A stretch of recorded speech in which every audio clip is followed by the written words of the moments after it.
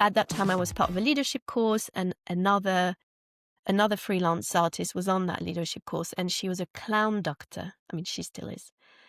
And I was like, what is a clown doctor?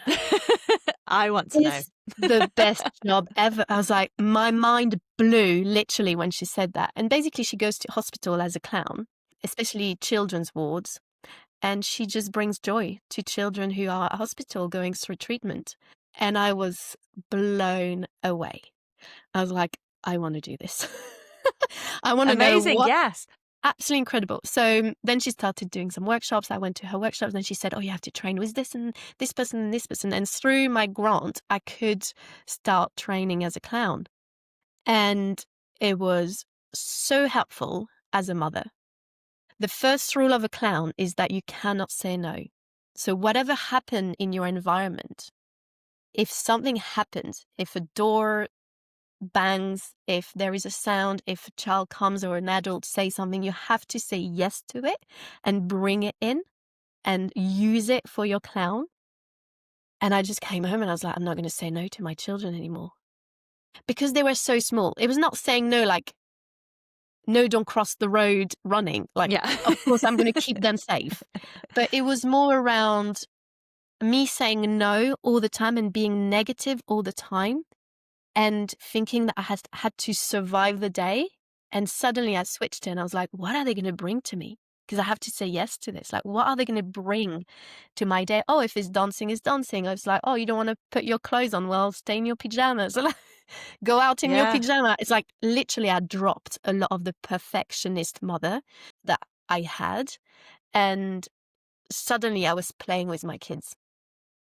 And I realized I wasn't playing with them. It is such a shift in mothering. And I'm not saying it needs to happen at every level, but to connect with your child in their play because they're so good at playing. But we're not. We have the clock, we have the mental list of all the things we need to achieve in the day. And actually, who cares? Literally, who cares if you're late to things? Who cares if they don't have shoes? Who cares if, like, I just dropped the expectation on myself so much. And suddenly I could be with them and they became my artistic collaborators.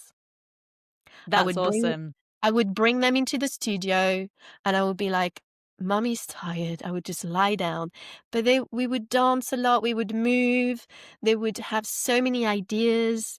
They are my artistic collaborators. And then through that, I started, I wanted to make a solo about being a mother.